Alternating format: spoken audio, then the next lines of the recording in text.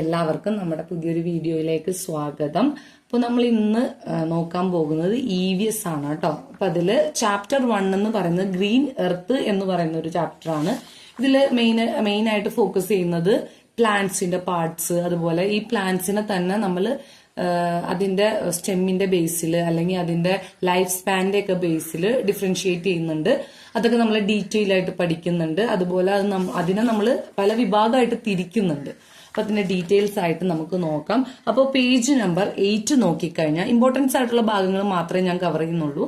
അതിൽ page number 8 പറയുന്നത് main ആയിട്ട് നമ്മുടെ പ്ലാന്റ്സിന്റെ പാർട്സ് ആണ്. അപ്പോ ഇതിലിപ്പോ ഫുള്ള് ഞാൻ എഴുതി വെച്ചിട്ടുണ്ട്. അപ്പോ നമുക്കൊരു പ്ലാന്റ് ആദ്യം നോക്കാം, എന്നിട്ട് ആ പ്ലാന്റ് നോക്കിയിട്ട് അതിന്റെ പാർട്സ് പഠിക്കാം. അപ്പൊ ഇതാണ് ഒരു പ്ലാന്റ് എന്ന് പറയുന്നത്. അപ്പൊ ഇത് ഹെർബ് വിഭാഗത്തിൽ പെടുന്ന ഷൈനി ബുഷ് എന്ന, പണ്ടൊക്കെ നമ്മള് സ്ലൈറ്റ് ഒക്കെ മായ്ക്കാൻ വേണ്ടിയിട്ട് ഞങ്ങളൊക്കെ ഉപയോഗിച്ചുകൊണ്ടിരുന്ന ഒരു ചെടിയാണ് കേട്ടോ. ഇതിങ്ങനെ ഒടിച്ചിട്ട് അതിൽ നല്ല എന്താ പറയാ, അതിൽ വാട്ടർ ആയിരിക്കും. അപ്പൊ അത് വെച്ചിട്ട് നമുക്ക് സ്ലൈറ്റ് ഒക്കെ മായ്ക്കാൻ പറ്റുമായിരുന്നു. അതൊക്കെ പോട്ടെ. അപ്പോൾ ഇതിന്റെ പേര് ഷൈനി ബുഷ് എന്നാണ്. ഇത് ഹെർബ്, ഞാൻ പറഞ്ഞല്ലോ ഇതിനെ പല വിഭാഗമായിട്ട് നമ്മൾ തിരിക്കുന്നുണ്ടെന്ന്. അതിലൊരു വിഭാഗം എന്ന് പറയുന്നത് ഹെർബാണ്. ആ ഒരു ഹെർബ് വിഭാഗത്തിൽ വരുന്ന ഒരു പ്ലാന്റ് ആണിത്. അപ്പൊ നമുക്ക് പ്ലാന്റിന്റെ ബേസിക് ആയിട്ട് തുടങ്ങാം. എന്താണ് അതിന്റെ പാർട്സ് ആണ്. ഇതിൽ എന്തൊക്കെ പാർട്സ് ആണുള്ളത് നമ്മൾ ആ ഒരു പ്ലാന്റ് പറയുമ്പോൾ തന്നെ നമ്മുടെ മൈൻഡിലേക്ക് വരണം. ഇതിനെന്താണ്, റൂട്ട് ഉണ്ട് അല്ലെ. മെയിൻ ആയിട്ട് ഒരു പ്ലാന്റിനുള്ളത് റൂട്ടാണ്. ഈ ഒരു റൂട്ടാണ് നമ്മുടെ മണ്ണില് ഈ ഒരു പ്ലാന്റിനെ നല്ല ഫേംലി ആയിട്ട് നല്ല സ്ട്രോങ് ആയിട്ട് നിർത്താൻ സഹായിക്കുന്നത്. പിന്നെ നോക്കുകയാണെങ്കിൽ ഇതിൽ വരുന്നത് എന്താണ്, സ്റ്റെം ആണ്. ഈ പോകുന്ന ഭാഗമാണ് സ്റ്റെം.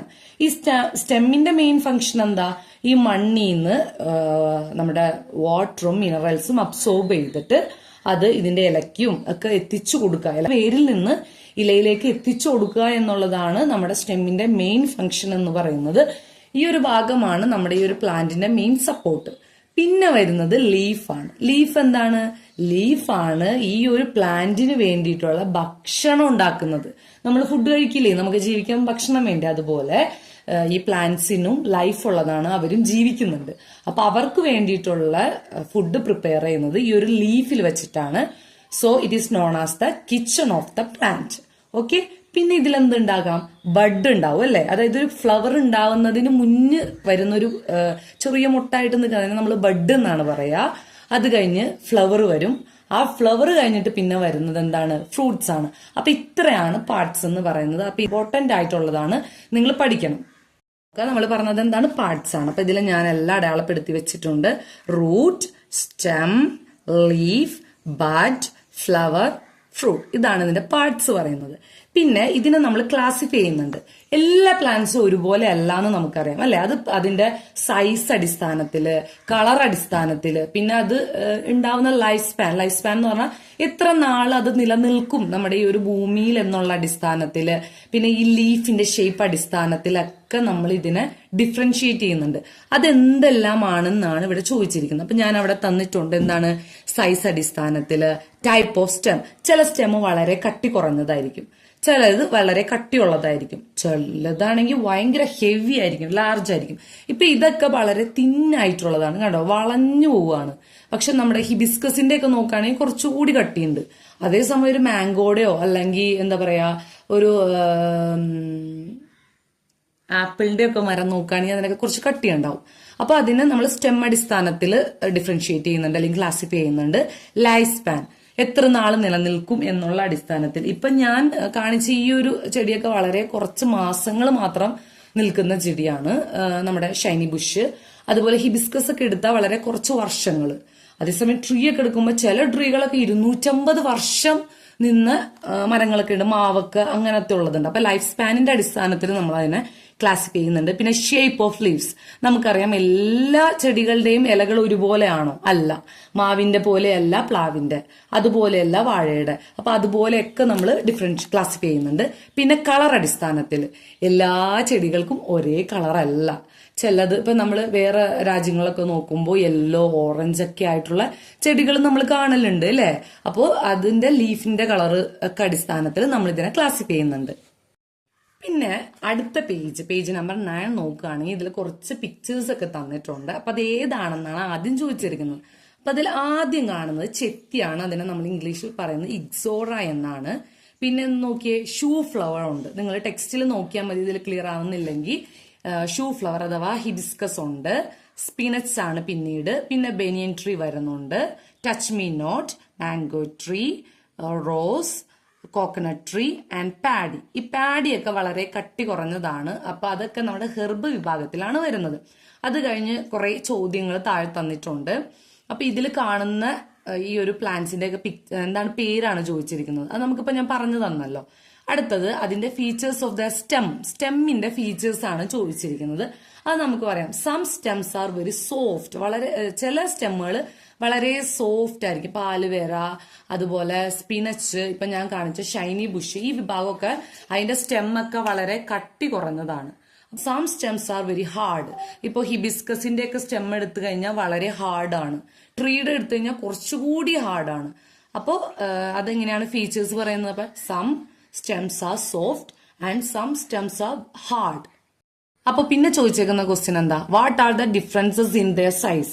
ഇത് പറഞ്ഞതുപോലെ നമുക്ക് പറയാം. ഇതിന്റെ സൈസ് എങ്ങനെയാ? വളരെ ചെറിയ പ്ലാന്റ് ആയിരിക്കും. ചിലത് കുറച്ചുകൂടി ആവും, ചിലത് വളരെ വലുതായിരിക്കും. അപ്പൊ നമ്മൾ ആ ഓരോ പ്ലാന്റ്സ് നമ്മൾ ഇങ്ങനെ മൈൻഡിൽ ആലോചിച്ച് നോക്കണം. ഇപ്പൊ ഞാൻ കാണിച്ച ഒരു ചെടി എന്താ, വളരെ ചെറുതാണ്. പിന്നെ ഹിബിസ്കസ് ഒക്കെ എടുക്കുമ്പോൾ എങ്ങനെയാ? കുറച്ചുകൂടി വലിപ്പമുണ്ട് അല്ലെ? അതേസമയം മാംഗോ ട്രീ ഒക്കെ എടുക്കുമ്പോൾ എങ്ങനെയാ? വളരെ വലുതാണ്. അപ്പൊ സൈസ് അടിസ്ഥാനത്തിലും അതിനെ നമുക്ക് ക്ലാസിഫൈ ചെയ്യാൻ പറ്റുന്നുണ്ട്. പിന്നെ how long will they leave, എത്ര നാളത് ജീവിക്കുന്നു. അപ്പൊ അത് വെച്ചിട്ട് നമുക്ക് ഇവിടെ ഒരു പെട്ടിക്കോളം ഒരു ടേബിള് ഫിനിഷ് ചെയ്യാനുണ്ട്. ഞാനിതിൽ കറക്റ്റ് ആയിട്ട് കൊടുത്തിട്ടുണ്ട്. ഇപ്പൊ സ്പിനച്ച് ഒക്കെ എടുക്കുകയാണെങ്കിൽ അതിന്റെ സ്റ്റെമ്മ് വളരെ സോഫ്റ്റ് ആണ്. സൈസ് എടുക്കുകയാണെങ്കിലും സ്മോൾ സൈസ് ആണ്. അതിന്റെ ലൈഫ് എന്ന് പറയുന്നത് അതുപോലെയാണ്. വളരെ കുറച്ച് വളരെ കുറച്ച് മാസങ്ങൾ മാത്രമാണ് അതിന്റെ ലൈഫ് സ്പാൻ എന്ന് പറയുന്നത്. പിന്നെ ഹിബിസ്കസ്, നമ്മൾ ഈ കണ്ട ചെടികളുടെ ഡീറ്റെയിൽസ് ആണ് ഇവിടെ കൊടുത്തിരിക്കുന്നത്. രണ്ടാമത് കൊടുത്തിരിക്കുന്നത് ഹിബിസ്കസ് ആണ്. അതിന്റെ സ്റ്റെം എന്ന് പറയുന്ന ഈ ചീരയുടെ ഒക്കെ പോലെ ഒടിച്ച പെട്ടെന്ന് നമുക്ക് ഒടിഞ്ഞു കിട്ടില്ല. അപ്പൊ നമുക്കറിയാം അതിന്റെ സ്റ്റെം കുറച്ച് ഹാർഡാണ്. അതുകൊണ്ടാണ് ഇവിടെ ഹാർഡ് വിഭാഗത്തിൽ പെടുത്തിയത്. പിന്നെ സൈസ് ആണ് വരുന്നത്, അതിന്റെ ബിഗ് സൈസ് ആണ്. വെരി ബിഗ് അല്ല, ബിഗ്. കാരണം മീഡിയം സൈസിലാണ് നമുക്കത് കൺസിഡർ ചെയ്യാൻ പറ്റുക. How long will it leave? അതെങ്ങനെയാ? കുറച്ച് വർഷം നിൽക്കും. ഇപ്പൊ നമ്മുടെ സ്പിനച്ചിന്റെ പറഞ്ഞ പോലെ കുറച്ച് മാസമല്ല, കുറച്ച് വർഷം നിൽക്കും. മാംഗോ ട്രീ പറയുന്നത് എങ്ങനെയാ? മാംഗോ ട്രീയുടെ ഒക്കെ സ്റ്റെം വളരെ ഹാർഡാണ്, വെരി ഹാർഡാണ്. സൈസ് എടുത്താലും വെരി ബിഗ് ആണ്. ലൈഫ് സ്പാൻ എടുത്താലും എന്താണ്? മെനി ഇയേഴ്സ്, വർഷങ്ങളോളം നിൽക്കും. അപ്പൊ ആ രീതിയിൽ നമുക്ക് നമ്മൾ ആ ഒരു ചെടികളെല്ലാം നോക്കിയിട്ട് നമുക്കിത് ഫില്ല് ചെയ്യാൻ പറ്റും. അപ്പൊ ഇതിന്റെ ഒരു പിക്ചർ ഞാൻ സൈഡിൽ കൊടുത്തേക്കാം, നിങ്ങൾ ചെക്ക് ചെയ്തോളൂ. എന്താ പറഞ്ഞ പാർട്സ് പറഞ്ഞില്ലേ? ചെടികളുടെ പാർട്സ് പറഞ്ഞു അല്ലെ? അപ്പൊ അതിന് ഓരോ ഫംഗ്ഷൻസ് ഉണ്ട്. ആ ഫംഗ്ഷൻസ് നിങ്ങൾ ഇതുപോലെ ഒരു നോട്ട് എടുത്ത് എഴുതി വെച്ച് പഠിക്കുകയാണെങ്കിൽ വളരെ നല്ലതായിരിക്കും. ഞാൻ വളരെ സിമ്പിൾ ആയിട്ടാണ് നോട്ട്സ് തന്നിരിക്കുന്നത്. അതിൽ റൂട്ടിനെ കുറിച്ചാണ് ഫസ്റ്റ് പറയുന്നത്. റൂട്ട് എന്താ ചെയ്യുന്നത്? റൂട്ട് അബ്സോർബ്, അതിങ്ങനെ വലിച്ചെടുക്കുകയാണ്. Absorb water and minerals from the soil. എവിടെ നിന്നാണ്? സോയിലിൽ നിന്നാണ്. അതുകൊണ്ട് തന്നെ നമ്മൾ പറയണം എന്ത്? From the soil. അപ്പൊ ഒന്നുകൂടി പറഞ്ഞേ, റൂട്ട് അബ്സോർബ്, എന്തൊക്കെ അബ്സോർബ് ചെയ്യും? Water and minerals. എവിടെ നിന്ന്? From the soil. അപ്പൊ ആ ഒരു സെന്റൻസ് വളരെ ഈസി അല്ലേ? ഒന്ന് പറഞ്ഞു നോക്കിയേ. Root absorb water and minerals from the soil. അടുത്ത പോയിന്റ് എന്ന് പറയുന്നത് റൂട്ട് ഫിക്സ് ചെയ്യാണ്. Root fixes plants firmly in the soil. അതെ, നമ്മുടെ ഈ ഒരു മണ്ണില് അതിങ്ങനെ ഫേം ആയിട്ട് നിൽക്കണമെങ്കിൽ, വേരില്ലെങ്കിൽ ഒരു ചെടിക്ക് നിൽക്കാൻ പറ്റില്ല, അത് പെട്ടെന്ന് നശിച്ചു പോകും. അപ്പൊ അത് ഫേംലി നമ്മുടെ സോയിലിൽ നിർത്താൻ സഹായിക്കുന്നത് റൂട്ടാണ്. അപ്പൊ അത് ക്ലിയർ അല്ലേ? അപ്പൊ ഇനി നമുക്ക് സ്റ്റെമ്മിലേക്ക് പോവാം. സ്റ്റെമ്മിന്റെ മെയിൻ ഫംഗ്ഷൻ എന്താ? Stem support all plants. ഈ പ്ലാന്റ്സിനെ മൊത്തം സപ്പോർട്ട് ചെയ്യുന്ന ഭാഗം എന്ന് പറയുന്നത് എന്താണ്? സ്റ്റെം ആണ് അല്ലെ? ആ സ്റ്റെം ഇല്ലാത്തൊരവസ്ഥ ആലോചിച്ചോക്കെ, പിന്നെ ഇലകളോ പൂവോ കായോ ഒന്നുമില്ല, അവിടെ ബ്ലാങ്ക് ആണ് അല്ലെ? പിന്നെ അതെന്താ ചെയ്യുന്നത്? It transport. അത് ട്രാൻസ്പോർട്ട് ചെയ്യുന്നുണ്ട്. എന്ത്? Water and minerals. ഈ ചെടിക്ക് വളരാൻ ആവശ്യമായ വാട്ടറും മിനറൽസും അത് ട്രാൻസ്പോർട്ട് ചെയ്യുന്നുണ്ട്. എവിടെ നിന്ന് എവിടേക്കാന്നാണ് അടുത്ത ഭാഗം പറയുന്നത്. Between the root and the leaf. എവിടെ നിന്നാണ്? റൂട്ടിൽ നിന്ന് ലീഫിലേക്ക്. ലീഫിലല്ലേ അതിന്റെ ഫുഡ് പാചകം ചെയ്യുന്നത്. അപ്പൊ ഈ റൂട്ടിൽ നിന്ന് ഇതെല്ലാം വലിച്ചെടുത്ത് ലീഫിൽ കൊടുക്കും. അപ്പൊ ലീഫ് ഇതിനാവശ്യമായ ഫുഡ് അവിടെ പ്രിപ്പയർ ചെയ്യാണ്. അപ്പൊ ആ സ്റ്റെമ്മിന്റെ ഫംഗ്ഷൻ സിമ്പിൾ അല്ലേ? ഒന്ന് ആലോചിച്ച് വായിച്ചു നോക്കിയേ. Stems support whole plants. It transport water and minerals between the root and the leaf. Clear അല്ലേ ഇത്രയും? അടുത്ത അതിന്റെ ഭാഗം എന്ന് പറയുന്നത് ലീഫാണ്. ഇത്രയും ഈ ഒരു 3 ഭാഗമാണ് വളരെ ഇമ്പോർട്ടന്റ്. അപ്പൊ അതിന് ഞാൻ ചെറിയ നോട്ട്സ് തന്നിരിക്കുന്നത്, അത് പഠിക്കുക. അപ്പൊ എക്സാമിന് നമുക്കത് ചോദിക്കാൻ വളരെ സാധ്യതയുള്ളൊരു ഭാഗമാണ് കേട്ടോ.